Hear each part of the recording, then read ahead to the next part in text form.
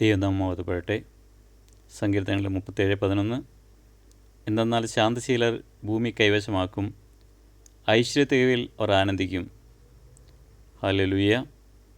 ക്രിസ്തുവിൽ പ്രിയമുള്ളവരെ, ഈ സങ്കീർത്തനത്തിലൂടെ വലിയൊരു സന്തോഷത്തിൻ്റെ സദ്വാർത്തയാണ് ശാന്തശീലരെക്കുറിച്ച് തിരുവചനം നൽകുന്നത്.